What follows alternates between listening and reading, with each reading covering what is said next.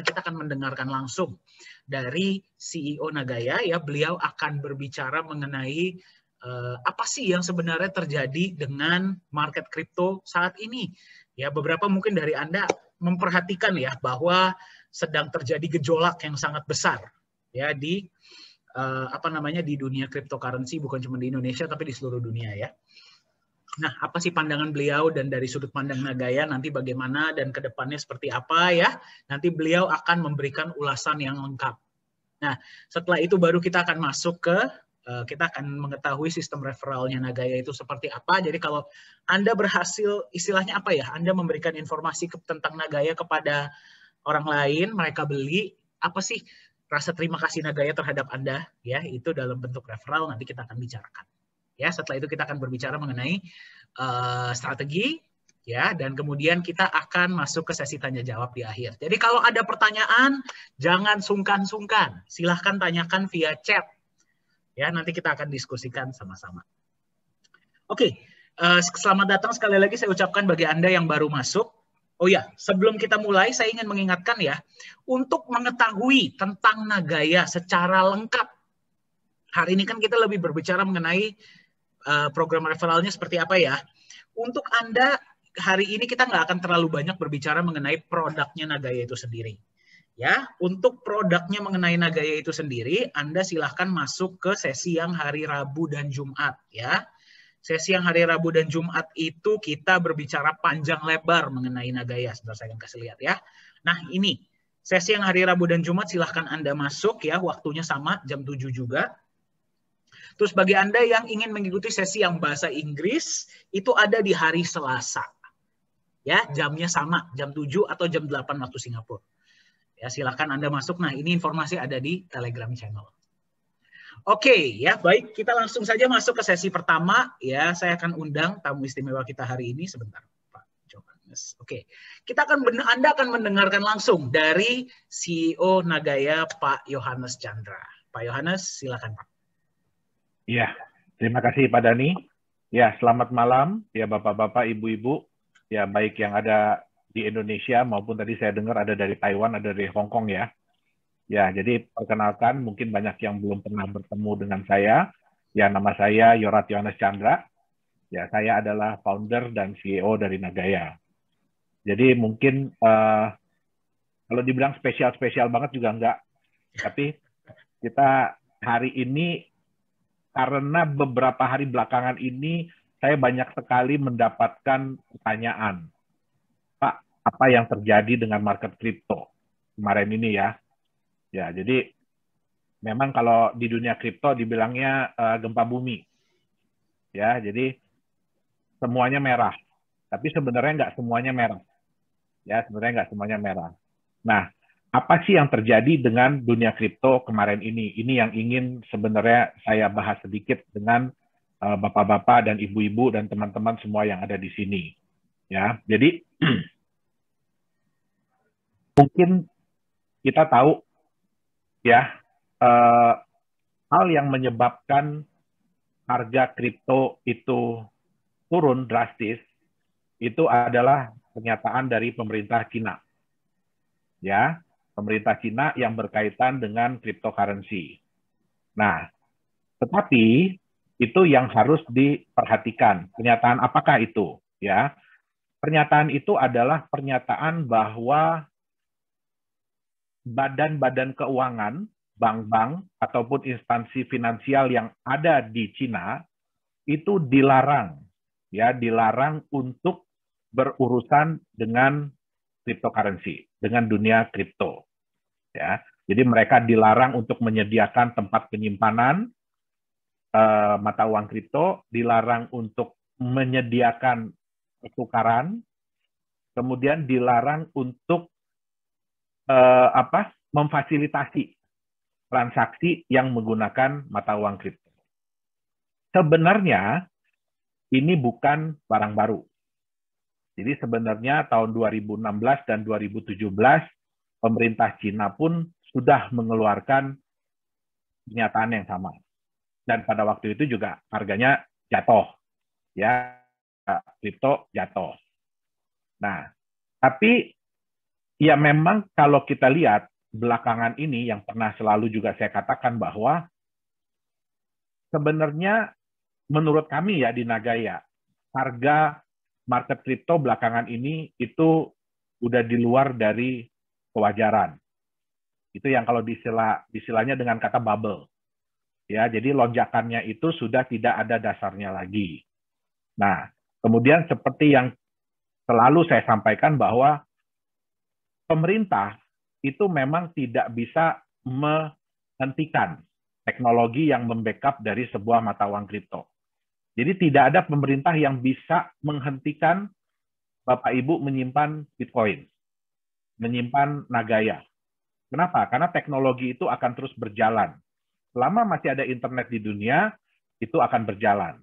Tapi ada satu hal yang pemerintah bisa lakukan. Itu yang namanya regulasi. Ya, yang namanya peraturan.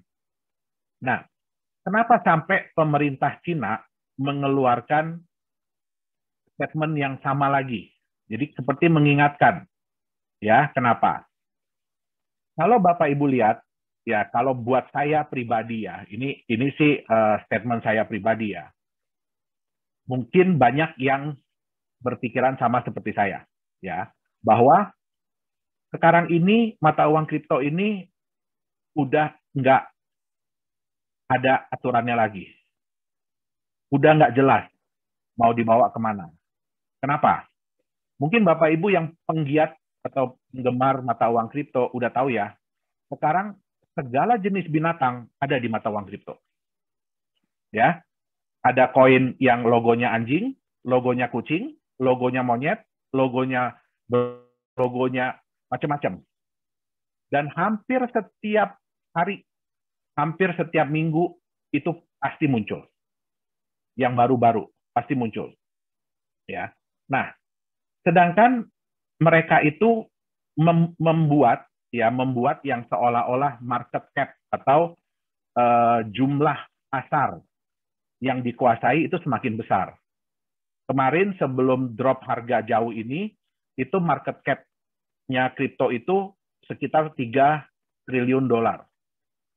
Ya, tentu saja ini mengundang kekhawatiran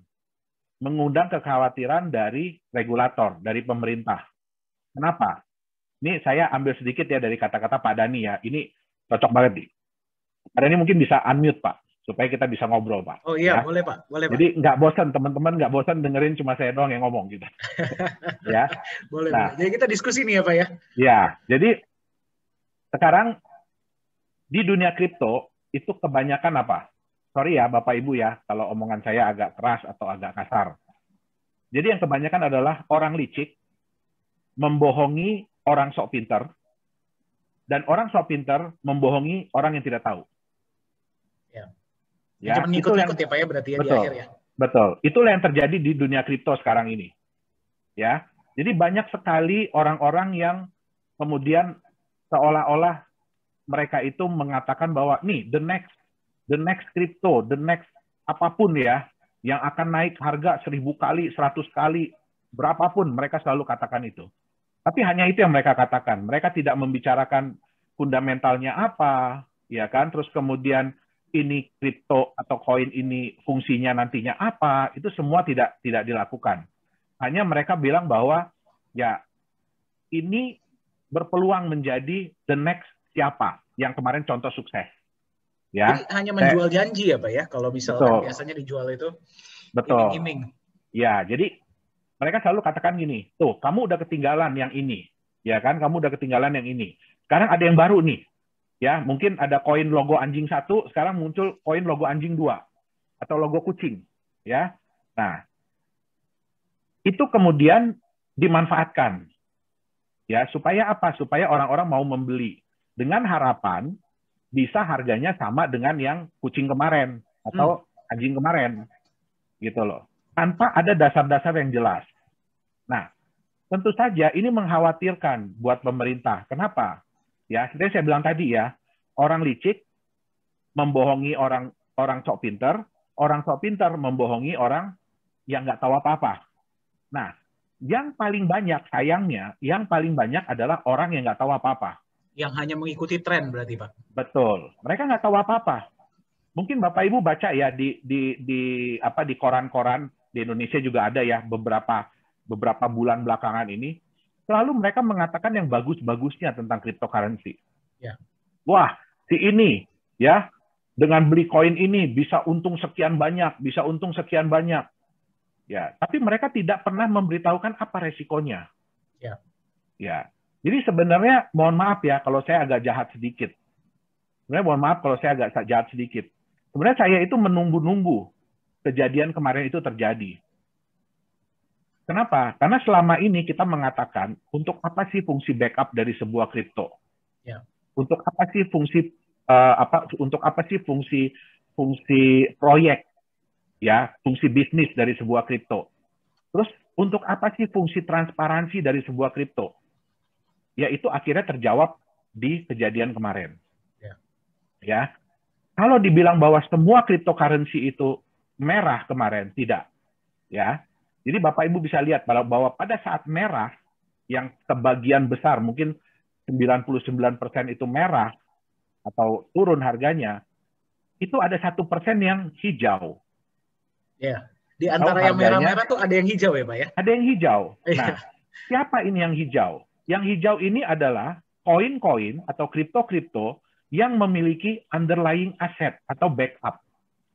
Baik itu dalam bentuk emas, baik itu dalam bentuk US dollar, baik itu dalam bentuk euro, ya karena sekarang udah mulai banyak ya, bahkan Indonesia pun udah ada token yang di backup oleh Indonesian rupiah. Ya. Nah, jadi ada juga yang hijau, jadi bukan berarti semuanya merah. Nah, oke, kembali lagi tadi, kenapa sampai pemerintah Cina mengeluarkan statement seperti itu? Yang saya bilang tadi, orang yang tidak tahu inilah yang kasihan. Ya, orang yang tidak tahu inilah yang istilahnya akan menanggung akibatnya. Ya, dari ketidakpastian dunia kripto ini. Ya, mereka karena mereka cuma ini ya Pak ya, mungkin ya gara-gara beberapa dari mereka juga ada yang kehilangan pekerjaan dan apa mereka kan butuh dan diberikanlah harapan quote-unquote oleh janji-janji yang nggak masuk akal ini gitu loh Pak. Sorry. Ya. Suara saya masih kedengaran? Oh, tadi masih agak keputus. Oke. Masih. Ya. Jadi ya itu tadi. Saya juga sebetulnya kemarin ini agak khawatir ya dengan pemberitaan-pemberitaan di koran ya. Jadi yang mendorong sekali bahwa wah ini Anda berinvestasi di cryptocurrency ini Anda akan untung terus. Kenapa? Karena selalu yang dimunculkan itu. Ya. Jadi dari 20 berita tentang keuntungan di kripto, hanya satu berita yang memberitahukan Anda hati-hatian di dunia kripto. Itu nggak pernah dikasih lihat usually Pak, biasanya Pak? Ada Pak, satu paragraf. Banyak kan yang untung-untungnya berarti ya? Iya, jadi di satu, itu pun dari 20 berita, itu ada satu yang hati-hati ya di dunia kripto. Yang lainnya semua dikasih lihat bagus-bagusnya aja ya Pak ya?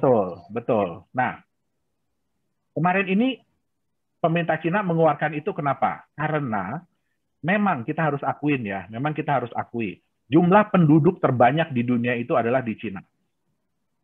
Ya, jumlah penduduk terbanyak di dunia adalah di Cina. Dan kalau mau dilihat jumlah orang kaya itu saat ini paling banyak di Cina. Ya, dan mereka juga butuh sarana untuk investasi. Ya, mereka juga nggak bisa cuma mengandalkan bank, mereka juga tidak bisa cuma mengandalkan hasil usaha, sehingga mereka akan mencari solusi yang lain. Nah, begitu diperlihatkan oleh barang seperti ini yang kelihatannya menarik, ya mereka pasti akan berbondong-bondong ke situ. Nah, tentu saja itu artinya apa? Ya, uang Cina akan keluar dari Cina. Ya, uang Cina itu akan keluar dari Cina. Nah, makanya Cina harus berhati-hati, harus mengingatkan lagi. Ya, bukan yang dilarang itu bukan individu untuk memiliki mata uang kripto, bukan. Tapi yang dilarang adalah institusi. Ya, institusi perbankan, institusi finansial yang dilarang untuk menyediakan sarana. Itu yang penting. Ya. Nah, kemudian ada lagi ya, kalau saya nggak salah itu ada pemerintah Cina akan istilahnya merazia mining, ya kan, di Cina. Ya, kenapa? Karena memang tidak bisa dipungkiri mining di Cina itu memang jumlahnya sudah sangat besar, ya, dan itu memakan biaya listrik yang tinggi, ya. Tapi ada satu hal, ya. Jadi klaim yang mengatakan bahwa Bitcoin itu sekarang harga miningnya tinggi atau segala macam, itu karena persaingan. Jadi ini yang harus diingat, itu karena persaingan. Ya, kalau jumlah pesaingnya turun, otomatis jumlah pemakaian listriknya akan turun, jumlah alatnya akan turun. Jadi kalau di dunia kripto itu tidak bisa disamakan dengan dunia tambang. Kalau di dunia kripto, ya, kebutuhan atau biaya itu karena persaingan. Ya, biaya itu karena persaingan, bukan biaya itu karena kebutuhan. Oh, jadi kalau misalkan persaingannya turun, ya harga otomatis turun sendiri ya, Pak ya? Betul, betul. Oke. Biayanya bikin akan mahal turun. itu biaya kompetisinya, bukan biaya kompetisi. necessity-nya lah istilahnya ya? Bukan karena keharusan. Nah, makanya kemarin juga ada berita ya, itu dari salah satu perusahaan tambang yang besar di dunia, dan kebetulan dia adalah menambang emas. Ya, dia mengatakan bahwa Anda tidak bisa menyamakan Bitcoin seperti emas. Ya, jadi kalau ada klaim yang menyatakan bahwa cryptocurrency ini adalah emas digital, itu salah besar. Ya, jadi kecuali Nagaya ya, kalau Nagaya memang benar ada emasnya.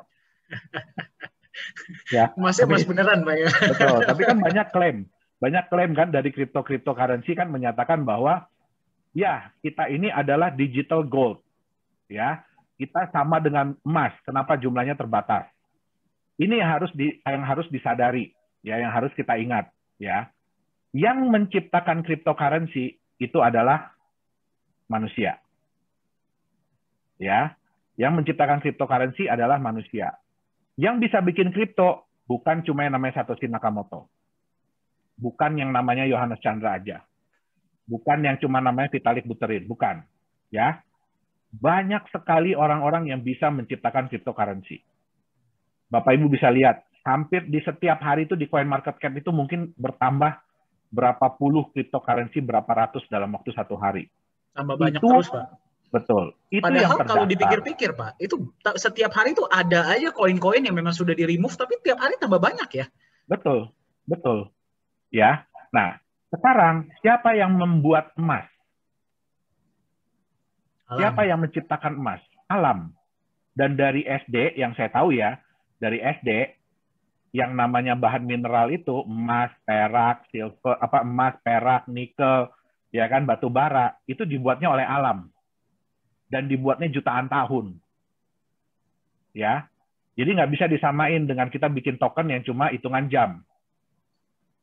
Ya, nah, itulah mungkin kami satu-satunya di Nagaya yang juga tidak setuju bahwa cryptocurrency itu dianggap sebagai sebuah sebuah emas. Ya, tidak bisa. Jadi kalau cuma kripto itu sendiri, angka itu sendiri, itu tidak bisa dianggap sebagai emas. Oke, nah, kejadian kemarin itu menunjukkan apa yang selama ini mungkin Pak Dhani selalu bilang ya. Kita juga selalu bilang, oke, di dunia cryptocurrency saat ini, yang berlaku hanya kepercayaan. Murni hanya kepercayaan. Artinya apa? Kalau kepercayaan itu ada, harga akan bagus. Tapi begitu kepercayaan itu hilang, harga akan jatuh. Ya. Nah, sayangnya, harga dan kepercayaan itu berbanding lurus. Jadi di dunia kripto itu, kalau harga naik, orang jadi percaya, orang mau beli. Sehingga harganya akan lebih naik lagi. Tapi berlaku juga kebalikannya. Kalau harga turun, kepercayaan orang akan hilang. Harganya akan lebih turun lagi. Jadi kayak bola salju ya Pak ya dia ya? Betul. Jadi benar-benar hanya berdasarkan sentimen. Ini sentimen positif apa sentimen negatif? Ya, sentimen positif atau sentimen negatif. Nah, hal yang kebalikannya terjadi di stable coin. Yang saya bilang tadi. Ada 1% yang warnanya hijau kok. Dan itu semua adalah koin-koin atau kripto-kripto yang memiliki backup, yang memiliki aset. Ya, baik itu emas, perak, US dollar. Artinya apa? Mereka itu memiliki nilai yang akan membackup mereka. Ya. Nah, saya mungkin akan share screen sedikit ya. Jadi itulah kenapa ya Pak ya, kan kebanyakan kalau mother of coin, Bitcoin itu harganya turun, semuanya biasa ngikut turun. Tapi kalau yang punya aset, itu ada faktor ketiganya lah istilahnya ya. Betul. Selain dari sentimen pasar itu sendiri. Yang Betul. dia akan menjaga nilai kalau sampai semuanya jebol, quote to quote. Sebentar Pak Dhani, suaranya hilang. Oh, sorry. Kedengaran suara saya Pak? Udah kedengaran. Oke, ya. Oke. Ini saya harus stop dulu. Nah, udah kelihatan belum saya punya ini? Kelihatan, Pak. Saya punya apa? Ini ya. Ini tipe aset kripto ya, yang ingin perlihatkan. Jadi kalau di dunia saat ini, itu sebenarnya ada dua tipe aset kripto. Ya, yang paling kanan itu belum banyak yang kenal. Ya, cuma Bapak Ibu aja yang kenal.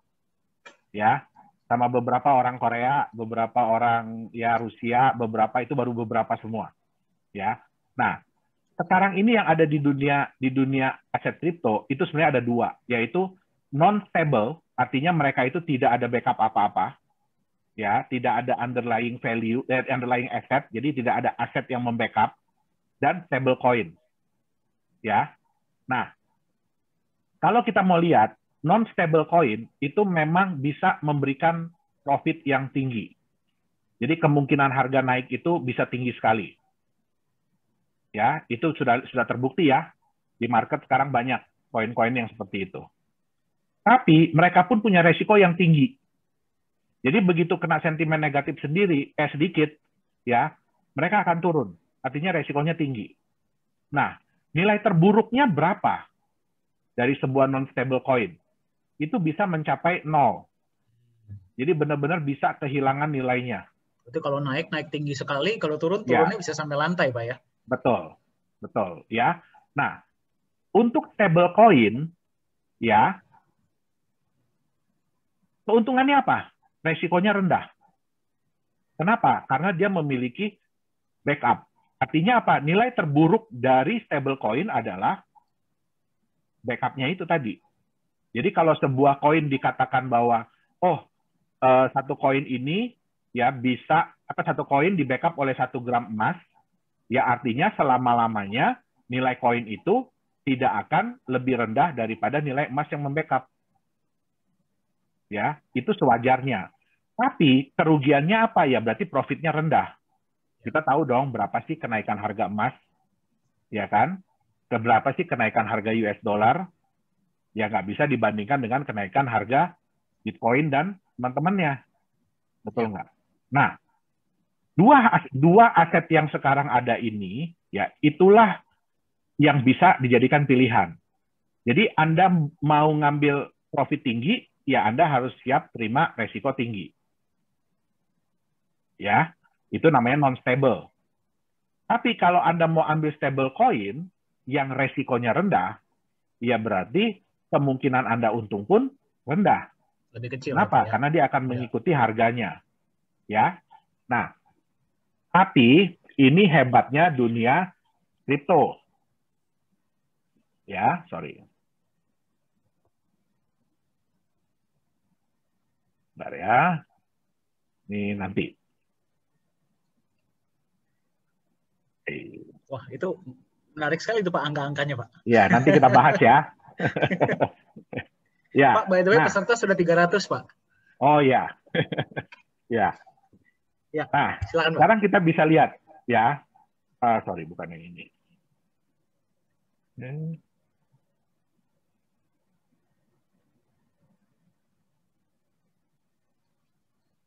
Ini. Oke. Ya. Ini adalah salah satu stable coin. Jadi, stable token ya. Mereka token bukan koin ya. Nah, jadi token mereka ini diklaim di backup oleh 1 gram emas. ya, diklaim di backup oleh 1 gram emas. Ini kayak salah chart. Harusnya chartnya, oh ya benar yang ini. Ya, ya, mereka diklaim bahwa mereka ini di backup oleh 1 gram emas. Ya, tapi mohon maaf ya Bapak Ibu ya, saya ulangin lagi kata-katanya ya. Orang licik ngerjain orang sok pinter ngerjain orang yang nggak tahu. Ini yang terjadi, ya. Karena kebanyakan orang-orang ini tidak tahu apa itu cryptocurrency dan apa sih yang mereka beli, inilah yang terjadi. Jadi token ini begitu masuk di market, ya, bisa dibuat harganya hingga mencapai 250 juta satu token. Padahal 1 gram emas lamanya itu ya Pak ya? Betul. Wow. Jadi selamanya token ini hanya di backup oleh 1 gram emas. Ya. Tapi karena ketidaktahuan market, ini bisa diangkat harganya sampai 250 juta. Pertanyaannya, apakah ada yang beli di harga 250 juta? Ada. Ada. Ya, saya ada baca sendiri kok chatnya pengakuan. Jadi orang itu beli dengan uang 100 juta rupiah di harga 250 juta rupiah. Nah, kemudian ya lama-kelamaan pasti market akan pelajari dong, ini token apa sih? Ya.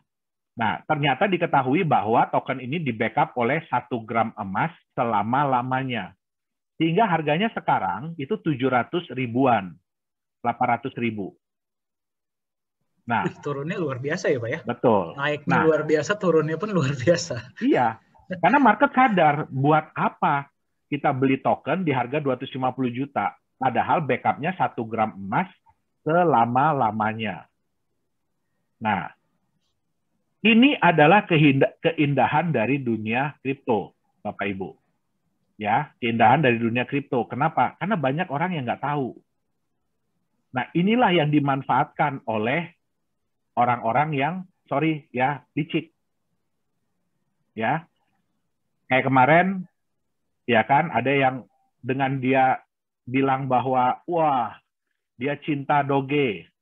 Ya, terus kemudian Doge bisa naik harganya sampai berpuluh-puluh kali lipat. Ya, terus kemudian dia bilang dia suka Bitcoin, dia beli Bitcoin sekian banyak, harganya naik lagi. Ya, terus kemudian dibanting sama dia harganya, dia tweet yang kebalikannya, sentimen negatif, harganya langsung drop. Ini bukannya orang terkenal ya Pak ya? Terkenal banget. Terkenal banget. Ya. Nah, pertanyaan saya satu. Apakah Bapak Ibu mau memiliki aset? Ya, Bapak Ibu mau memiliki aset yang karena satu orang terkenal ngomong, itu harganya bisa naik tinggi, tapi jangan senang dulu ya, bisa juga turun sangat parah. Pak Yohanes, kalau saya nggak salah ya Pak ya, itu dulu kita pas acara Chinese New Year tuh Pak Yohanes pernah menyebutkan hal yang sama deh Pak. Betul. Betul ya? Betul, dan itu pas betul. itu tuh lagi naik-naiknya tuh Pak. Dan banyak orang yang sebenarnya bahagia ketika diangkat harganya Pak. Betul. Tapi nggak habis berapa lama, jebol juga. Kita sudah prediksi waktu itu. Ya kan? Ya mungkin kita ngomong bercandaan ya. Ya kan? Ini pasti sebentar lagi dia jual nih. Dan ternyata benar ya Pak. Dan terbukti. Iya. Nah, jadi benar-benar yang membuat kami sedih di dunia kripto ini adalah harga itu hanya diatur berdasarkan kepercayaan orang. Dan inilah yang sering dimanfaatkan oleh orang-orang lain. Ya. Makanya di Nagaya ini kami bercapek-capek dahulu. Kenapa saya bilang bercapek-capek dahulu? Ya. Setiap minggu Pak Dhani ngomong seperti ini. Kasih tahu bagaimana konsep Nagaya, ya, training. Ya, terus sekarang dibantu sama Pak Yunia, sama Pak Beni, sama Pak Alfian, nanti juga dengan tim-tim yang lain, ya kan, untuk mengajarkan kepada teman-teman, ya, seperti apa sih sebuah aset. Ya. Kemarin ini sudah ada pernyataan bahwa kripto ini sudah dijadikan sebagai aset spekulasi, sebagai barang, sebagai alat spekulasi. Artinya apa? Orang tidak akan pegang untuk waktu yang lama. Orang cuma berharap keuntungan, habis itu jual. Ya, mohon maaf Bapak Ibu, di Nagaya, kami menciptakan Nagaya bukan untuk seperti itu. Ya, kami menciptakan Nagaya ini sebagai aset. Hal yang bisa, sesuatu yang bisa Bapak Ibu pegang untuk jangka yang panjang. Ya, contoh, Bapak Ibu beli tanah, beli rumah, beli emas, beli saham. Emas sebenarnya kurang cocok ya. Sebenarnya beli saham. Tapi saham perusahaan blue chip ya, jangan perusahaan gorengan ya. Jangan saham gorengan, itu beda cerita. Ya, itu sama dengan yang tetangga, itu nggak sama sama Nagaya. Nagaya ini tujuannya sama dengan saham blue chip. Ya. Nah, supaya apa? Ya, supaya aset ini bisa dipegang dalam jangka waktu yang lama. Ya. Karena kita selidikin ya, kenapa sih orang-orang itu membeli aset? Ya, contoh Bapak Ibu kenapa membeli rumah? Kenapa membeli saham-saham blue chip? Ya, mereka semua itu mengharapkan harga asetnya, nilai asetnya itu ke depannya naik. Tapi selama mereka menunggu, mereka bisa mendapatkan sesuatu. Contoh kalau rumah, ya, Bapak Ibu beli rumah, ya harganya naik nggak? Naik. Tapi kan nggak mungkin bisa naik 100 kali dalam waktu setahun. Ya kan, hari ini beli rumah 500 juta, tiba-tiba besok udah ditawar orang 50 miliar gitu kan, tahun depan. Itu nggak mungkin. Ya, kena gusuran tol aja juga nggak mungkin begitu. Ya, karena saya udah pernah ngerasain kena gusuran tol. Ya. Nah, jadi nggak mungkin kayak begitu. Ya. Nah, terus kemudian selama kita menunggu, ada benefit yang kita rasakan. Tanahnya atau rumahnya entah bisa kita pakai dulu, ya kan, atau bisa kita sewakan ke orang. Nah, demikian juga saham blue chip. Mereka yang memegang saham blue chip itu biasanya mainnya jangka panjang. Mereka nggak pernah beli sahamnya sekarang, bulan depan jual, itu nggak ada. Ya, mereka bisa pegang 2, 3, 4, 5 tahun. Ya, bahkan saya punya saham yang udah hampir mungkin udah 10 tahun kali ya, udah 10-15 tahun. Gitu loh. Nah, tapi selama kita menunggu harganya naik, ya kita bisa dapat dividen dari saham. Nah, itu yang Nagaya harapkan. Ya. Nah, kenapa di sini kami capek-capek dulu seperti ini? Karena kami juga tidak mau nanti ya Bapak Ibu itu dikerjain sama spekulan. Ya, kami mau Bapak Ibu ini mengerti apa sih Nagaya ini sebenarnya? Apa sih yang Bapak Ibu pegang? Apa sih yang Bapak Ibu miliki? Ya memang nggak bisa dipegang ya, sorry saya salah ngomong. Nagaya ini nggak bisa dipegang. Ya, karena semua bentuknya digital, handphonenya aja yang dipegang. Ya. Tapi walaupun ini angka digital, ya, tapi Nagaya ini adalah bukti kepemilikan emas. Ya. Saya nggak peduli, manajemen tidak peduli kapan Bapak Ibu beli Nagaya. Kami tidak peduli. Dari mana Bapak Ibu beli Nagaya? Apakah sekarang masih beli dari perusahaan? Atau besok-besok 3-4 tahun lagi sudah beli dari market, sudah beli dari orang lain, dari tetangga, atau bahkan Bapak Ibu beli dari orang Amerika, dari orang Prancis. Ya, manajemen nggak peduli. Yang manajemen lihat adalah berapa Nagaya yang Bapak Ibu miliki. Besok-besok Bapak Ibu datang ke kantor kami ya. Ya mudah-mudahan Nagaya udah $100 makin banyak ya Pak Dani ya. Orang bisa jalan-jalan ke Singapura ya, ke kantor kita. Amin, Pak. Ya. Amin. Ya. Nah, supaya Bapak Ibu datang ke kita nanti tunjukin ke saya, Pak, saya punya sekian Nagaya loh sekarang. Nah, kita bisa kasih tahu ke Bapak Ibu berapa Nagaya yang Bapak Ibu miliki. Berapa emas yang menjadi hak Bapak Ibu di dalam penyimpanan itu. Dan kita nggak akan nanya ya Pak ya, Bapak Ibu dapat Nagaya dari mana, belinya dari siapa. Kita nggak akan nanya. Kenapa? Karena Nagaya itu mudah diperjualbelikan, mudah ditransfer. Sekarang aja kita lihat aktivitas transfer Nagaya antar member, antar wallet itu sudah mulai banyak. Tiap hari pasti ada transaksi, ya transferan. Nah, jadi Nagaya ini memang kita ciptakan untuk mudah ditransfer, untuk mudah diperjualbelikan. Memang kita belum masuk di exchanger. Ya. Nah, mungkin sekalian ya Pak Dhani, saya minta waktu juga sebelum kita masuk di sesi yang berikutnya. Ya, jadi mungkin ini membantu teman-teman juga ya, nanti kalau memperkenalkan Nagaya ini ke saudaranya, ke kerabatnya, ke teman-temannya ya. Ada beberapa pertanyaan yang sering muncul ya. Yang pertama paling pasti adalah legalitas. Ya. Yang saya perlu tekankan adalah perusahaan Nagaya Technologies ini adalah perusahaan yang terdaftar resmi di pemerintah Singapura. Ya. Dan kita juga ada namanya Nagaya Korea, Nagaya Technologies Korea.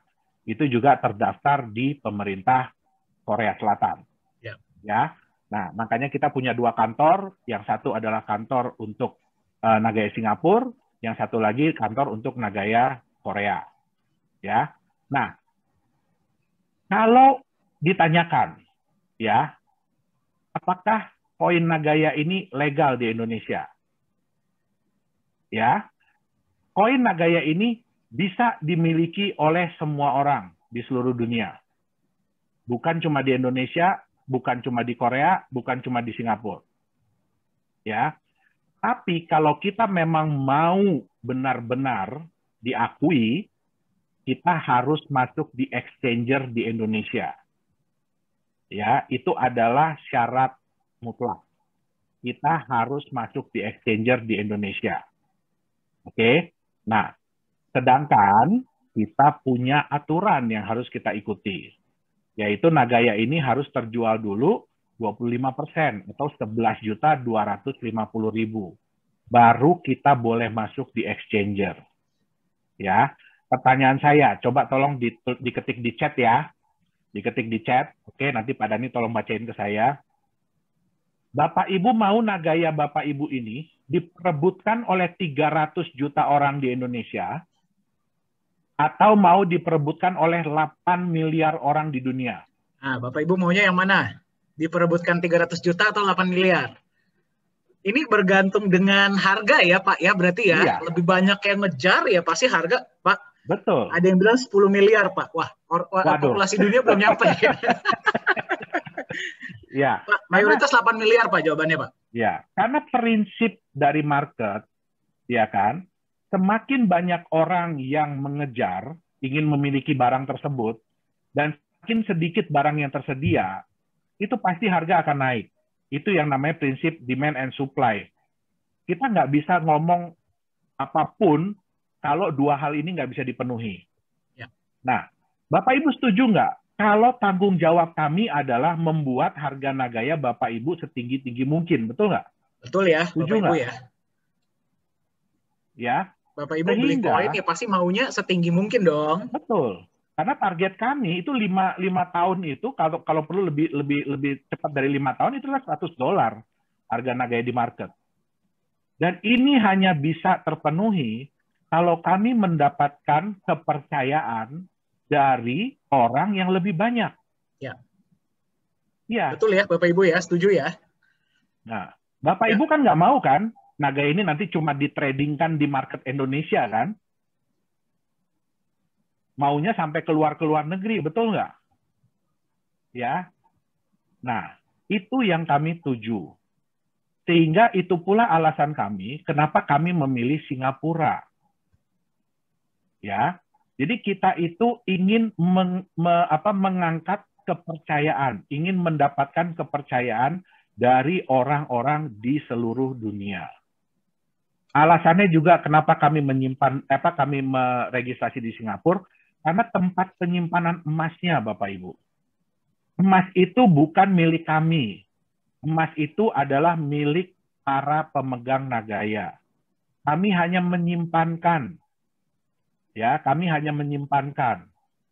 Ya, kami hanya mengadministrasi. Siapa tahu nanti ada yang mau ngeklaim emasnya, mau ngambil. Silahkan. Ya, syaratnya adalah Nagayanya harus dikembalikan. Ya. Dan ingat, Nagaya itu jumlahnya terbatas. Bertambah tidak bisa, berkurang bisa banget. Ya. Jadi Nagaya apakah bisa lebih dari 50 juta? Nggak bisa. Apakah bisa kurang dari 50 juta? Bisa. Kenapa? Kalau ada yang mengembalikan, emasnya kita serahkan, berarti Nagayanya udah nggak ada backup. Tidak boleh company jual. Itu harus kita trap. Harus kita buang. Ya. Dan ingat Bapak Ibu ya, berapapun proyek yang dijalankan oleh Nagaya, memang saat ini baru satu. Berapapun proyek yang dijalankan oleh Nagaya, ya, orang yang berhak mendapatkan benefit dari proyek tersebut adalah orang-orang yang masih memiliki Nagaya. Ya, jadi kalau Nagaya sudah dikembalikan, ya, kalau sesuatu dibagi 50 juta kan hasilnya sekian. Tapi kalau sesuatu ini dibagi dengan 20 juta, hasilnya lebih besar nggak? Ya.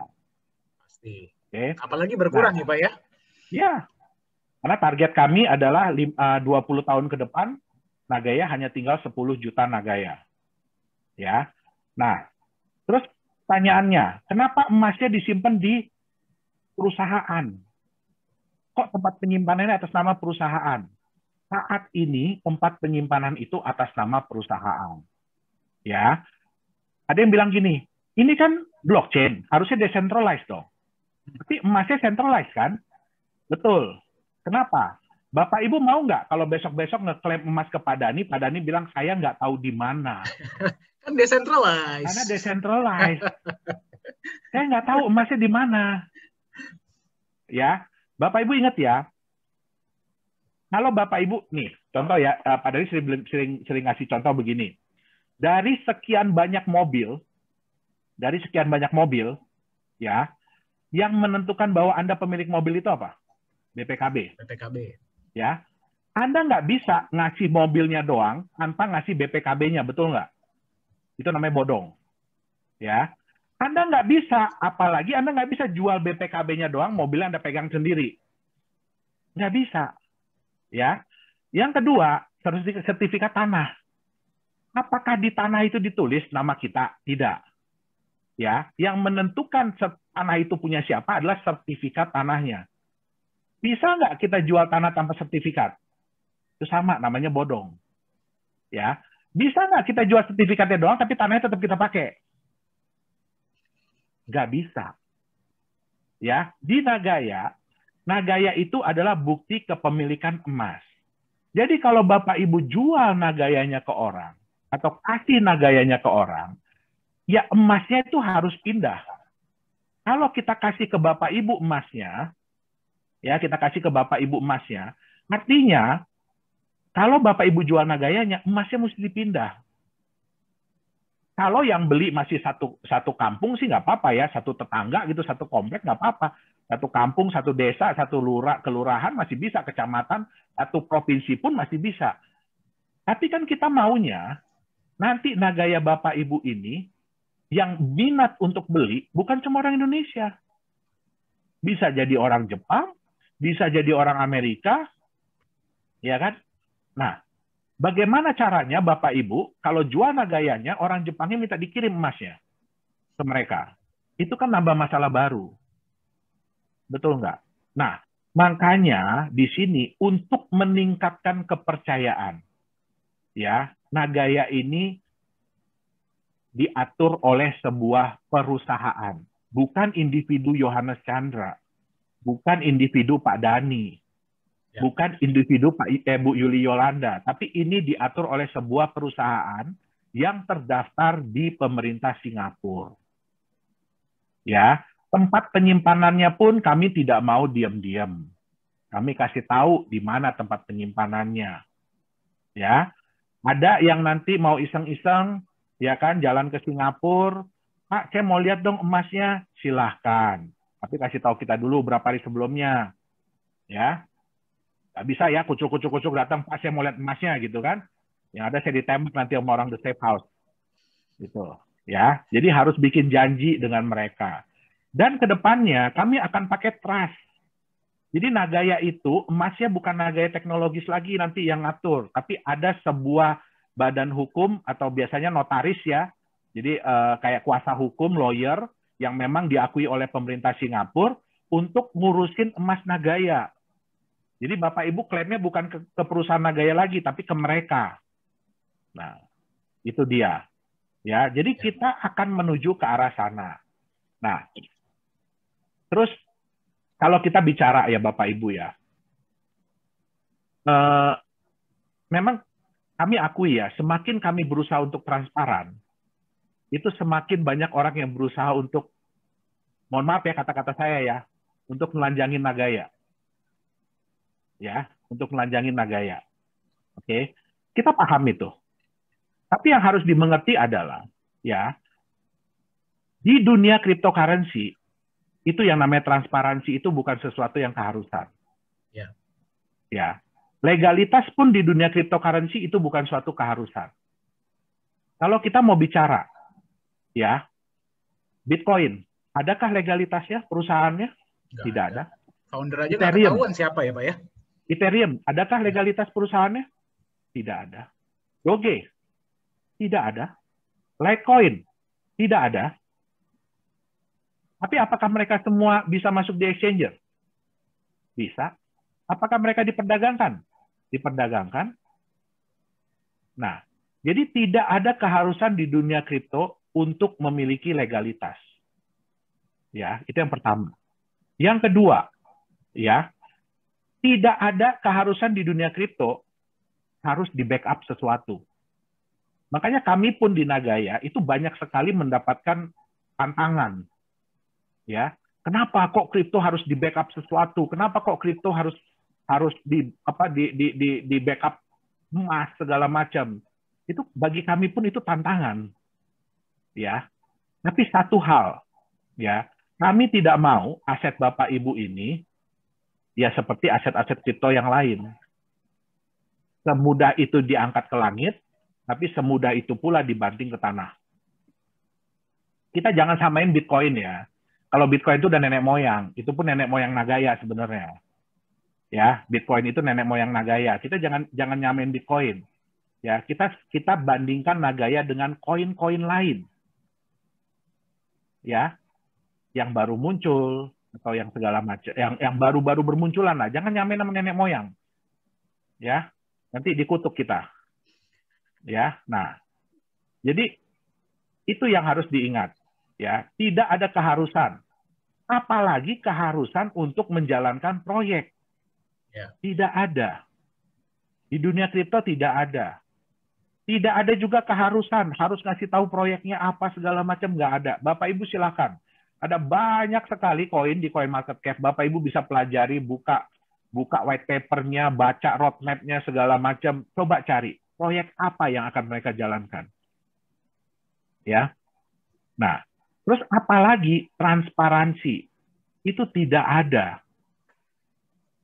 Ya, tidak ada keharusan bahwa perusahaan kripto itu harus transparan. Apalagi di audit. Ya, itu nggak ada. Nah, jadi apa yang Nagaya lakukan di sini adalah kita sangat menjunjung tinggi legalitas dan transparansi ini untuk apa? Satu, yang nggak bisa bohong. Harga di market itu tetap berdasarkan kepercayaan. Bukan cuma kepercayaan orang yang sudah pegang Nagaya, yang sudah punya Nagaya, tapi juga kepercayaan orang-orang yang belum punya Nagaya. Kita harus bisa meningkatkan itu. Supaya apa? Mereka mau untuk membeli Nagaya. Nah, Bapak Ibu nggak usah takut. Ya, Bapak Ibu nggak usah takut.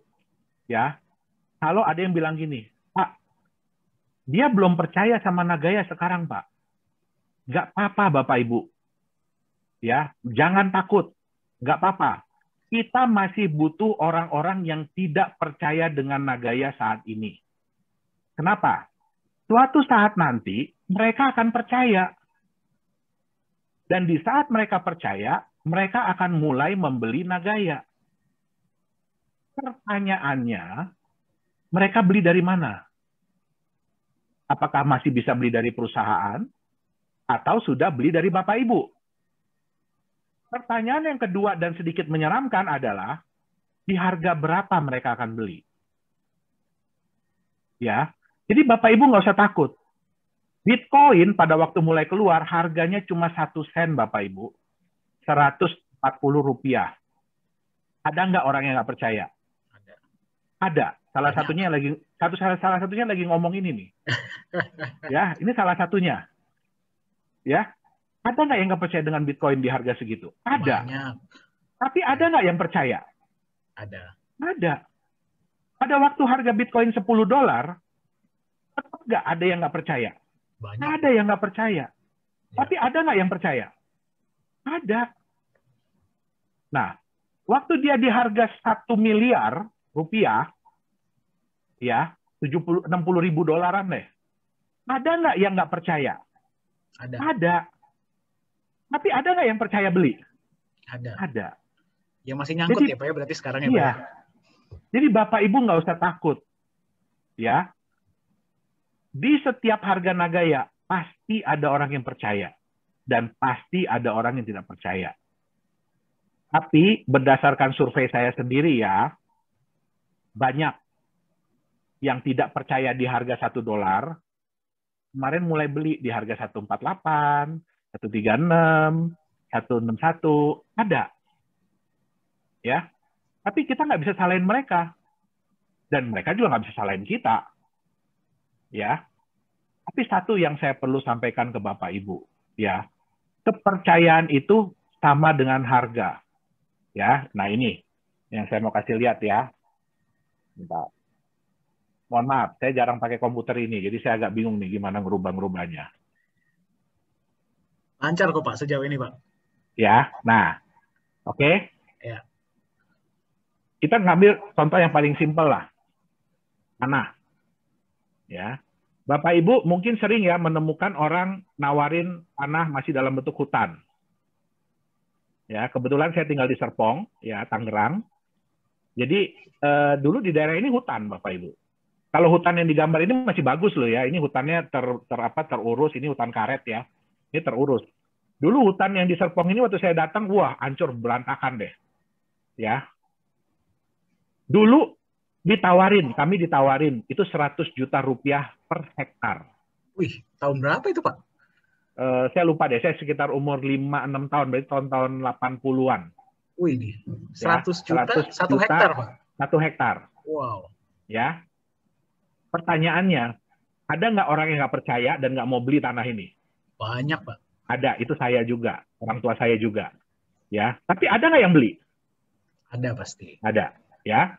Kemudian daerah itu berkembang menjadi seperti ini. Ya. Menjadi seperti ini. Pertanyaan saya, apakah masih bisa dapat di harga 100 juta per hektar? Nggak mungkin. Nggak mungkin. Ya. Terus kemudian berkembang lagi seperti ini. Apakah bisa dapat harga? Ya, anggaplah kalau yang gambar kedua udah 500 juta per hektar. Bisa nggak dapat 500 juta per hektar di gambar yang ketiga? Nggak mungkin. Apalagi kalau udah begini ya. Wih. Tanah yang sama, saya ingat banget tuh ya, tanah yang sama yang ditawarin 100 juta per hektar itu, hari ini harganya sudah 180 miliar per hektar. Ya. Pertanyaan saya, di setiap perkembangan pasti ada yang percaya dan pasti ada yang tidak percaya. Ya. Bapak Ibu jangan ngelihat Nagaya udah di gambar yang terakhir ya Bapak Ibu ya.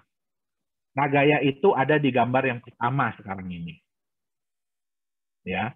Kami memang belum bisa menunjukkan banyak kepada Bapak Ibu. Belum bisa. Ya. Tapi sejalan dengan waktu, perusahaan ini akan berkembang. Nagaya ini akan berkembang. Proyek-proyeknya pun akan berkembang. Ya. Dan suatu saat nanti kita akan tunjukin satu-satu. Ya. Nah, tapi ya ada resiko ya. Ini kan artinya semakin kepercayaan itu tinggi, ya harga itu sudah semakin tinggi. Jadi di Nagaya ini pun ya kami tidak bisa, mohon maaf ya Bapak Ibu ya, saya tahu ada beberapa yang berusaha untuk menelanjangi Nagaya. Ya. Tapi kami pun harus punya senjata. Senjatanya untuk apa? Untuk memastikan bahwa harga Nagaya Bapak Ibu itu semakin lama semakin meningkat. Caranya bagaimana? Ya kami akan transparan. Tapi transparan itu pun ada tahapannya. Ya, jangan samakan kami dengan perusahaan-perusahaan yang udah TBK ya. Ingat, Nagaya ini masih, kalau di gambar ini gambar yang pertama, yang masih utan. Ya, nah, tapi kita bersama-sama. Ini yang selalu Pak Dhani bilang kan. Ya, Anda punya dua pilihan. Anda mau berpartisipasi dahulu, Anda mau punya Nagaya sekarang, terus sama-sama yuk kita buktikan Nagaya itu bisa $100. Atau Anda mau terbukti dulu Nagayanya $100, baru kemudian Anda mau beli. Kembali pilihan kepada masing-masing orang. Setiap orang punya strategi sendiri-sendiri, ya, punya tingkat kepercayaan sendiri-sendiri. Nah, jadi kami pun tidak bisa memaksakan itu. Jadi Bapak Ibu nggak usah takut, ya. Kalau ada temannya atau apanya masih belum percaya dengan Nagaya, nggak masalah. Percayalah, suatu saat dia akan percaya dengan Nagaya. Nah, berapa harga yang harus dibayar? Ya kan dia yang bayar, bukan kita. Ya kan? Nah, oke. Itu dia. Nah, ini yang saya bilang tadi, ya. Di harga berapapun, ini harga Bitcoin ya, sebelum jatuh lagi. Di harga berapapun, pasti ada orang yang tidak percaya dan pasti ada orang yang percaya. Tapi semakin tinggi kepercayaan orang, ya berarti harga akan semakin tinggi. Itu dia. Oke. Nah, wah, saya udah ngomong berapa lama nih Pak Dhani? Hampir sejam, Pak. Waduh, hampir sejam. Oke. Padahal tadi cuma dikasih waktu cuma setengah jam loh sama Pak Dhani. Nggak apa-apa, kayaknya teman-teman Ya. responnya ini luar biasa, Pak. Ya. Nah, jadi memang kami pun ya tidak bisa lepas dari dukungan Bapak Ibu ya untuk mengenalkan Nagaya. Bapak Ibu ingat, Bapak Ibu bukan menjual Nagaya, tapi Bapak Ibu memperkenalkan Nagaya kepada teman-temannya. Ya, banyak yang bilang begini, Pak, saya tuh nggak ngerti blockchain, ya, saya itu nggak ngerti kripto, ya. Terus saya mau cerita apa, Pak? Ya, Bapak Ibu nggak usah takut, ya. Itu manusia yang udah orang yang sudah berhasil mengirimkan apa namanya roket ke bulan dan balik lagi, bikin mobil bagus banget, ya itu aja masih belum ngerti apa itu blockchain, apa itu Bitcoin, ya atau dia pura-pura nggak ngerti ya Pak Dhani ya. Ya. Susah dibedakan, Pak ya. Iya itu sulit dibedakan memang ya. Nah, oh ya satu ya Bapak Ibu sebenarnya ya ini sedikit bocoran ya sebenarnya Bitcoin itu dibuat bukan untuk menggantikan apa namanya bukan sebagai alat pembayaran ya. Bitcoin itu sebenarnya adalah sebagai alat tukar, barter. Ya, makanya tulisannya electronic cash peer-to-peer system. Jadi, kalau alat pembayaran, ya itu kan bisa masuk ke bank dan lain-lain. Bitcoin itu sebenarnya bukan itu. Dia lebih kepada individu ke individu. Konsep Berarti awalnya. Itu niat awalnya ya, Pak ya? Benar-benar Ya. oke.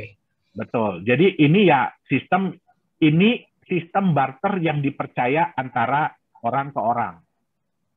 Nah, tapi sejalan dengan waktu berkembang, akhirnya menjadi sistem pembayaran, alat pembayaran, dan sekarang ya mungkin kalau yang namanya Satoshi sedih ya sedih juga ya, karena jadinya sekarang jadi alat spekulasi. Oke, nah, jadi saya sampai mana ya? Oh, ya, ya jadi Bapak Ibu nggak usah takut. Bapak Ibu cukup menjelaskan kepada teman-temannya, saudara-saudara, alasan kenapa Bapak Ibu membeli Nagaya. Apapun alasan itu, ya cukup bilang itu aja. Sisanya ajak mereka nonton Zoom. Ya, ya. Kenapa? Tidak mungkin, ya tidak mungkin orang-orang itu bisa mengerti, memahami konsep Nagaya ini hanya dalam waktu singkat. Ya, tidak mungkin. Pak Dani aja, ya itu sama saya duduk mungkin 2 bulan lebih. Iya, Pak. Lebih, Ya, Pak. Iya. lebih. Iya. Tiap hari ngomonginnya Nagaya, Nagaya, Nagaya, ngomongin satu persatu. Nah, jadi tidak mungkin bisa. Ya, kami pun tidak berharap Bapak Ibu mengerti ya 100% tentang Nagaya ini. Ya, memang saya lihat ada beberapa yang sudah paham konsep Nagaya ini, ya sudah mengerti, sudah ngelotok, ya kan. Tapi ya kita nggak bisa menyamaratakan, ya. Nah makanya ya manfaatkanlah Zoom ini. Ya, Zoom ini juga dibuat ya supaya Bapak Ibu dipermudah. Jadi kalau ada teman-temannya yang ini ya oke yuk kita nonton Zoom-nya yuk. Ya, Pak Dani yang cerita. Oke, Pak Dani yang menjelaskan. Ya, jadi Bapak Ibu cara yang paling mudah juga apa? Nggak perlu buka toko, Bapak Ibu. Ya, nggak perlu buka Nagaya Center. Ya, nggak perlu modal ruko, nggak perlu modal apa-apa. Modalnya cuma 1 M. 1 mulut. Ya, mungkin sekarang juga udah nggak pakai mulut ya, sekarang pakainya jempol. Ya, kebanyakan. Nah, apa yang dimanfaatkan? Manfaatkan semua channel yang ada. Ya, siapa yang nggak punya Facebook, boleh angkat tangan. Nanti Pak Dani bisa bikinin Facebooknya. Coba Ya. mungkin boleh di-share nih. Teman-teman siapa di sini yang nggak punya Facebook? Siapa yang nggak punya Facebook? Punya semua, Pak. Sejauh Punya ini semua, sih ya. punya. Saya, Nah, Pak, punya. Oke. siapa Punya yang semua. di Facebooknya nggak ada teman? Nanti saya kasih 10 Nagaya. Ayo, ada di sini yang Facebooknya nggak punya teman? Saya jadi Ada? teman pertama deh, kalau gitu nggak apa-apa. Ada yang nggak punya teman di Facebook, walaupun cuma 1? Ada, Pak. Ada semua, Pak. Ada semua, ya? Iya, ada Nah, semua, Pak. yang lebih Ya. parah lagi, siapa yang di handphonenya nggak punya nomor kontak? Ada di sini? Jadi handphonenya blank, nggak ada nomor siapapun, 1 orang pun nggak ada. Ada nggak? Nanti saya kasih 10 Nagaya juga. Ya, kalau begitu ngapain punya HP sih ya, Pak ya? Nah, jadi manfaatkan semua sarana yang ada ya, apalagi Instagram, sekarang udah ada TikTok, udah ada apa gitu ya. Tapi ingat Bapak Ibu ya, Bapak Ibu hanya menjelaskan kepada mereka alasan kenapa Bapak Ibu membeli Nagaya. Ya, karena itulah yang sebenarnya orang-orang mau dengar. Bukan konsep Nagaya yang aduh jelimet nanti ini begini, nanti emasnya diginiin, nanti dipakai di mall Korea ini. Sisanya kalau mereka memang tertarik, silahkan ikut di Zoom meeting kami. Ya, nah jadi mungkin itu yang bisa saya sampaikan ya. Kalau nggak nanti kita bisa sampai jam 9 ini kita ngobrol. Ya, jadi mungkin itu yang bisa saya sampaikan. Satu saran saya adalah kalau memang Bapak Ibu ingin ya berinvestasi atau ingin trading di dunia kripto, lakukanlah dengan bijak. Ya, jangan hanya mengikuti tren. Ya, jangan cuma baca berita di koran. Wah, ada koin begini, wah ada koin begini, keuntungannya sampai sekian banyak. Pelajari dengan baik-baik apa mereka itu. Ya, apa konsep mereka, apa keuntungan mereka, apa manfaat yang diberikan, apa jaminannya. Ya kan? Nah, dipelajari dengan sebaik-baiknya. Harapan kami pun di Nagaya ini bukan cuma jualan kripto, bukan cuma jualan koin, tapi kami ingin Bapak Ibu lebih lebih aware, lebih apa Pak Dani, aware, lebih paham, terus kemudian lebih kritis lah Ya.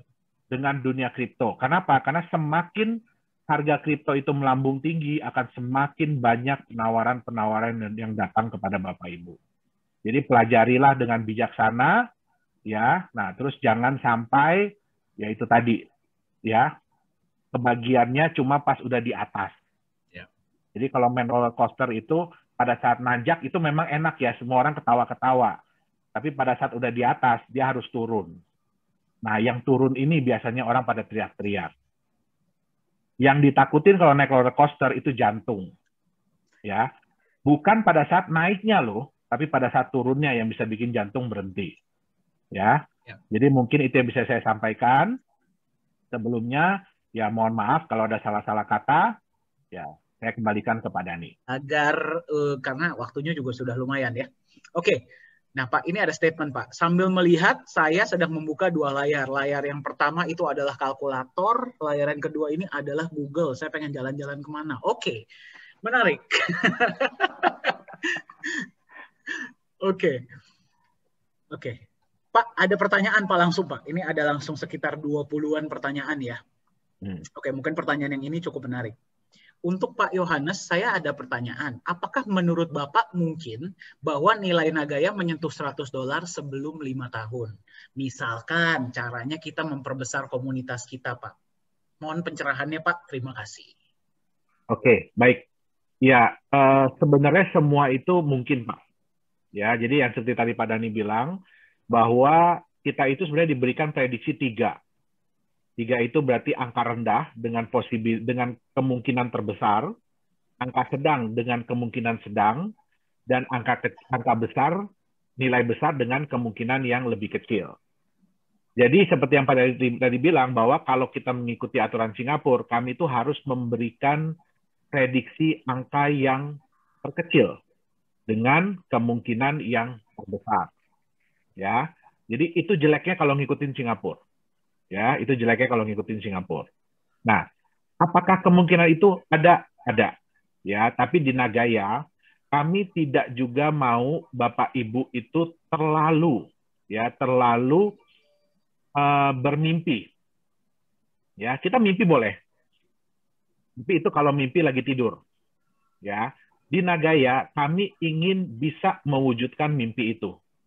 Jadi angka mana yang paling mungkin terjadi, itulah yang kami pasang, itulah yang kami sampaikan. Tentu saja Bapak Ibu, kalau Nagaya Bapak Ibu lebih cepat mencapai nilai $100, saya, Pak Dani, Pak Yunias, dan semua orang pemegang Nagaya happy. Ya, semua orang pemegang Nagaya pasti happy. Jadi di sini prinsip saya, jadi saya kasih tahu, prinsip saya mengerjakan Nagaya ini adalah dengan saya kerja 1 kali, saya capek 1 kali, tim kerja capek 1 kali, tapi semua orang bisa merasakan manfaat yang sama. Kenapa? Nagaya saya pun harganya $100, Nagaya Bapak Ibu pun harganya $100 per Nagaya. Kita nggak ada bedanya kalau udah masuk di market. Ya, jadi tentu saja kami akan berusaha ya lebih cepat, lebih baik. Kenapa? Saya perlu kasih tahu satu ke Bapak Ibu bahwa Nagaya ini bukan akan jadi satu-satunya proyek dari Nagaya Teknologis. Ya, yang kami lagi buat di sini adalah pilot project. Kami ingin membuat suatu konsep mata uang kripto yang berbeda. Ya, yang kalau sekarang sih mungkin satu-satunya ya. Saya berani bilang bahwa sekarang adalah satu-satunya. Ya, bahkan banyak teman-teman yang dulu bilang, Pak, Nagaya ini harus secepatnya Pak dijalankan, kalau nggak ditiru orang. Sampai detik ini saya belum menemukan yang benar-benar 100% mirip Nagaya. Belum ada. Jadi kalau ada yang menyamakan, tolong Bapak Ibu juga cek bagaimana legalitasnya, bagaimana transparansinya, itu yang paling penting. Bagaimana proyek-proyeknya. Ya, jadi Bapak Ibu nggak usah takut. Ya, di Nagaya ini kebahagiaan Bapak Ibu adalah kebahagiaan saya juga. Jadi kalau saya ingin bahagia, saya harus bikin Bapak Ibu bahagia. Itu dia. Oke, terima kasih banyak Pak Yohanes. Mudah-mudahan menjawab ya. Pak, ada pertanyaan menarik Pak. Kembali untuk Pak Yohanes ya. Ini mumpung ada Pak Yohanes, jadi pertanyaannya banyak buat beliau. Pak Yohanes, Assalamualaikum. Saya ada pertanyaan Pak. Ya. Kenapa Bapak ini sangat idealis, Pak? Sebagai contoh, yang pertama, Bapak lebih menginginkan banyak orang Indonesia yang memiliki dibandingkan negara lain. Kemudian transparansinya nggak tanggung-tanggung. Bapak sepertinya sangat memperhatikan pemilik Nagaya. Apa alasannya, Pak, kalau boleh saya tahu? Terima kasih banyak. Wassalamualaikum warahmatullahi wabarakatuh. Ya, gini Pak ya. Jadi, kalau saya boleh cerita awal ceritanya kenapa saya membuat Nagaya. Ya, jadi latar belakang saya, ya setelah saya sudah tidak lagi terjun di dunia tambang, saya jadi pengacara, ya bukan pengacara yang ngebela orang ya, pengacara itu pengangguran, nggak ada acara, Ya, akhirnya saya menekuni lagi hobi saya, pendidikan saya yang dulu yaitu IT. Nah, tahun 2017 itu mulai banyak kripto-kripto yang bermunculan dan mulai banyak yang meminta saya untuk membuatkan koin. Ya, karena pada waktu itu token belum belum heboh ya. Waktu itu masih koin yang heboh dengan nominal yang tidak sedikit. Ya, kenapa? Karena udah terkenal dulu. Bikin koin itu modalnya ratusan juta, bahkan miliaran. Bahkan hanya bisa orang luar negeri yang bikin. Nah, tapi saya sedih. Kenapa? Karena banyak cryptocurrency yang dibuat itu hanya ujung-ujungnya adalah scam atau non-performing atau hanya sebagai exit plan, ya. Nah, dari situ kemudian tim bilang, ya, dan mungkin Bapak Ibu tahu ya yang namanya BitConnect ya. Nah, itu teman saya itu bukan cuma itu orang ibarat kata tuh yang tadinya hidup mungkin bisa bisa 7 turunan, sekarang untuk mikirin diri sendiri aja setengah mati gara-gara kasus BitConnect, ya. Nah, dari situ saya belajar bahwa cryptocurrency ini awalnya dibikin dengan tujuan yang baik, tapi banyak disalahgunakan. Ya itu tentu saja udah pasti ya. Jadi kita nggak bisa juga nyalain cuma cryptocurrency. Kenapa? Pisau yang paling bagus pun itu tergantung siapa yang megang. Ya, bisa dipakai untuk yang baik ataupun bisa dipakai yang jahat. Nah, dari situ kemudian kita berpikir, dengan banyaknya permintaan untuk bikin cryptocurrency, kenapa sih kita nggak bikin sendiri aja yuk? Tapi kita mau bikin yang memang benar-benar benar-benar layaknya atau nantinya dilayak untuk dianggap sebagai mata uang. Jadi saya lupa nambahin sedikit ya. Kenapa pemerintah Cina itu sangat khawatir? Ya, Bapak Ibu lihat tadi coin market cap, ya jadi market cap dari cryptocurrency sampai 3 triliun dolar. Isinya apa? Isinya itu adalah koin-koin yang tambah lama tambah nggak benar. Yang saya bilang tadi, segala macam binatang muncul. Ya, dengan jumlah yang luar biasa. Satu token 1.000 triliun token. Jadi satu nama itu bisa 1.000 triliun token, 10.000 triliun token. Walaupun mereka mengklaim dijual cuma dengan harga 0,0001 dolar, tapi kalau dikali jumlahnya, itu kan menghasilkan nilai market cap yang tinggi. Jadi oleh pemerintah Cina, ini apaan? Ini udah nggak sehat. Ya, dengan banyaknya yang bermunculan seperti itu, ya ibarat kata satu muncul pakai nama binatang, yang lain ngikutin. Ya, sampai banyak klaim-klaim yang salah. Contoh, ada yang bilang, oh, kalau token itu sudah ada di Binance Smart Chain, artinya token itu terbukti. Ya, Bapak Ibu jangan salah. Kemarin dari Indonesia ada orang iseng bikin namanya babi ngepet token. Sorry ya, saya sebut itu. Babi ngepet token. Dan jelas-jelas dia bilang, ini token bercandaan. Gitu loh. Dan dibuatnya di Binance Smart Chain. Tapi di-approve sama BSC ya Pak ya? Di-approve sama Binance Smart Chain itu ya? Iya. Jadi itu bukan jadi suatu jaminan. Nah, di sini yang kita selalu tekankan. Kenapa Nagaya itu susah-susah sih Pak ngurus di SFE? Kenapa susah-susah ngurus di akses? Ya kan?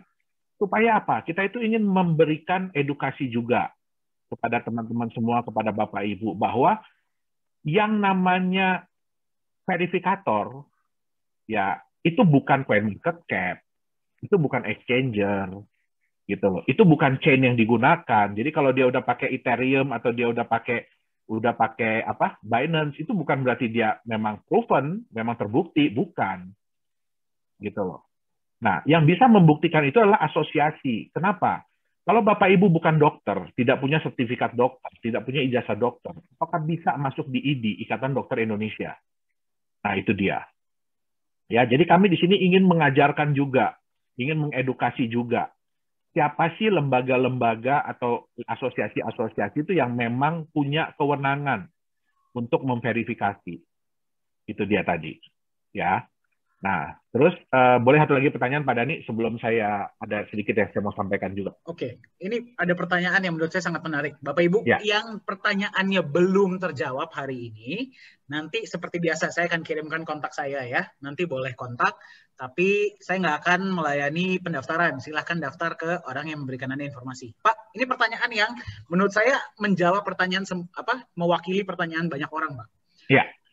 Menurut Pak Yohanes, apa pesan yang dapat Bapak berikan kepada mereka yang meragukan masa depan Nagaya ini seperti apa? Karena kita mengetahui ada sangat banyak koin-koin yang ujung-ujungnya tidak bisa masuk exchanger, ataupun kalau sudah masuk, hilang nilainya karena developer sudah tidak bertanggung jawab lagi. Menurut Bapak, di mana menurut Bapak masa depan Nagaya ke depannya? Silakan, Pak. Oke, ya baik, makasih Pak Dani. Ya, jadi satu hal ya Bapak Ibu ya yang perlu saya sampaikan. Kenapa saya itu awalnya itu berkeinginan keras supaya koin Nagaya ini dimiliki oleh orang-orang Indonesia. Saya orang Indonesia, ya. Konsep Nagaya ini lahir murni dari otak-otak orang Indonesia, ya. Jadi bukan orang luar, ya. Tetapi satu hal yang saya sadari, ya, kita masih kurang infrastruktur, kita masih kurang fasilitas yang bisa digunakan. Tetapi yang saya mau, semua proyek Nagaya itu saya akan usahakan supaya ada di Indonesia. Ya, kenapa? Karena ya untuk menambah juga lapangan pekerjaan, ya kan? Nah, tetapi ada satu kesedihan kita. Ya, sekarang saya kasih statistik sedikit ya. Jumlah pemegang Nagaya dari Indonesia itu ada sekitar 15 ribuan. Dengan jumlah Nagaya yang terjual di Indonesia itu sekitar 1,4 juta Nagaya. Ya. Di Korea, jumlah pemegang Nagaya di Korea itu hanya 220 orang. Dengan jumlah Nagaya yang ada di sana, yang dipegang oleh orang Korea, 1,1 juta Nagaya. Wow. Ya. Nah, jadi itu menimbulkan kekhawatiran buat saya. Kenapa? Bapak Ibu harus ingat, semua profit sharing itu diberikan kepada semua pemegang Nagaya. Saya tidak bisa membedakan, ini pemegang Nagaya ada dari Indonesia kah, ada dari Singapura kah, ada dari Korea kah, ada dari Rusia kah, ada dari Jepang kah, saya nggak bisa membedakan. Kita tidak boleh juga membeda-bedakan. Nah, jadi ya sebenarnya ada kesedihan juga ya pada waktu pertama-tama Nagaya tahun 2019 itu awal masuk kita pasarkan di Indonesia dan kurang menarik karena ya jujur ya kalah sama yang 1%, 2%, 3% sehari itu ya. Nah sampai akhirnya saya memutuskan setelah 1 tahun, jadi akhir 2018 1 tahun kemudian setelah dikejar-kejar oleh Profesor Jung, kita punya Chief Marketing Officer, saya sampai diiniin, kamu tuh serius nggak mau pasarin Nagaya di Korea? Kalau kamu serius, kamu datang ke Korea. Akhirnya saya putuskan untuk datang ke Korea. Dan kita menyiapkan semuanya di Korea. Tapi ya ada lagi hambatan, yaitu di COVID. Nah, tapi saya bersyukur, karena COVID ini banyak sekali yang tadi saya bilang ya 1%, 2%, 3%, ya bahkan yang lembaga-lembaga besar, ya organisasi-organisasi yang besar itu akhirnya kolaps. Nah, kenapa? Karena mereka semua itu selalu memberikan yang namanya fixed return. Mereka selalu ngasih angka yang pasti. Di Nagaya kami tidak mau seperti itu. Ya, kami bekerja, kami mengerjakan bisnis, kami mengerjakan proyek. Ya. Kami yang bisa kami berikan adalah kita akan transparan.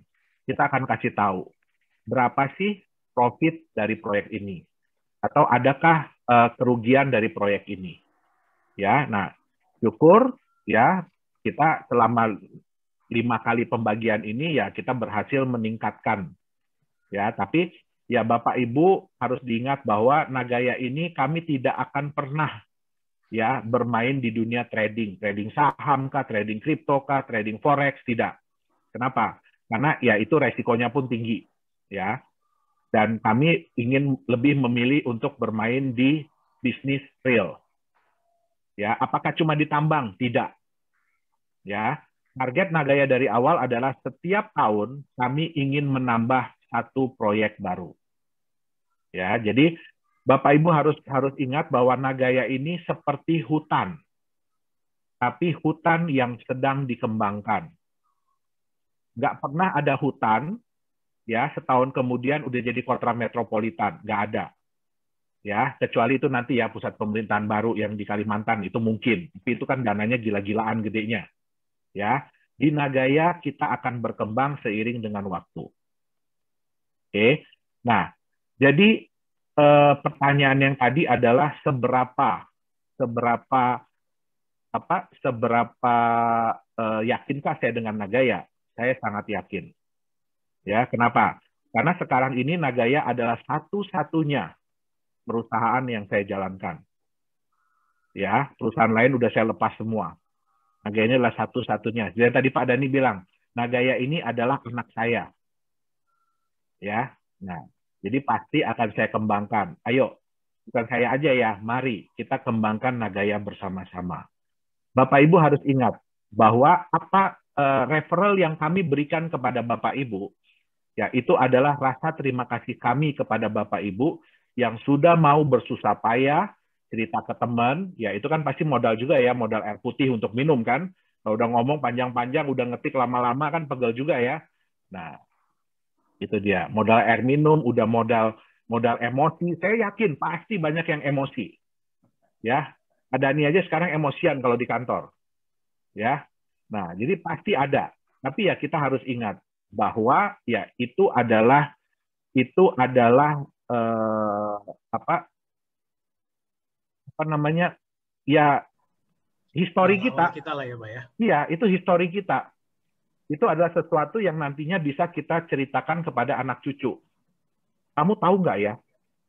Ya, papa atau mama, bapak atau ibu ini dapat naga ini setengah mati loh. Ya. Nah, terus kenapa? Kenapa? Kami selalu mengatakan angka tahunan Bapak Ibu. 5 tahun, 20 tahun.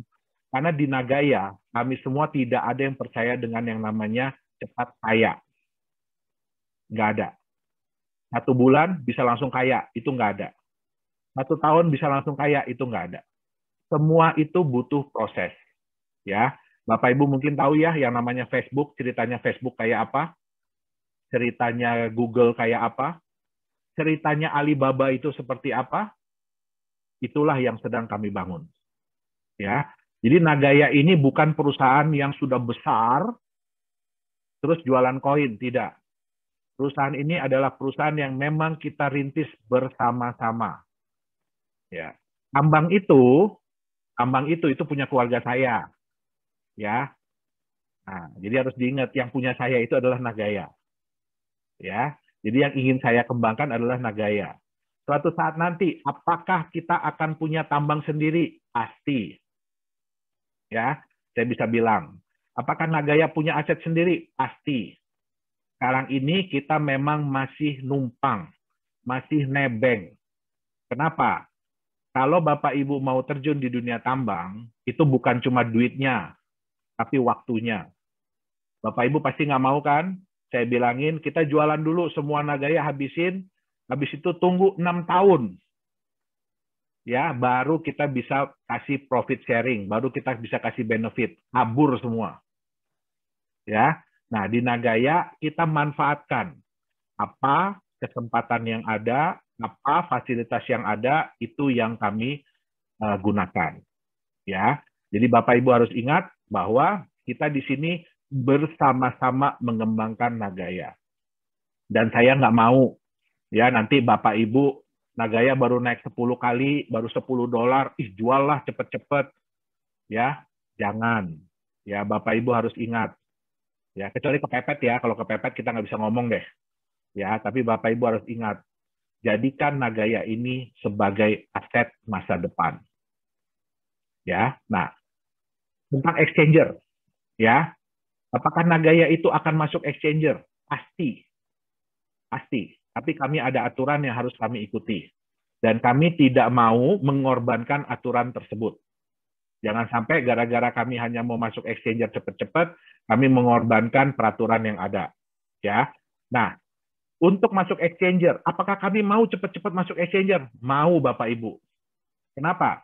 Karena begitu masuk ke exchanger, ya, kami bisa membuat harga itu naik.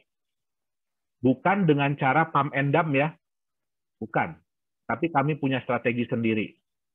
Ya, mungkin Pak Dhani udah sering cerita, kalau kita punya satu proyek bagaimana, punya 2 proyek bagaimana, punya 3 proyek bagaimana. Ya, nah, kami punya strategi dan kami mau secepatnya masuk di exchanger.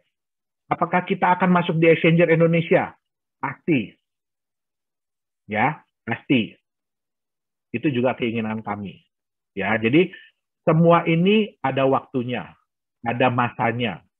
Ya, ada ketentuan-ketentuannya. Nah, itulah yang harus kami ikuti. Ya, jadi mungkin ini yang bisa saya sampaikan malam hari ini. Ya, sebelum dan sesudahnya apabila ada salah-salah kata, ya saya mohon maaf yang sebesar-besarnya. Terima kasih.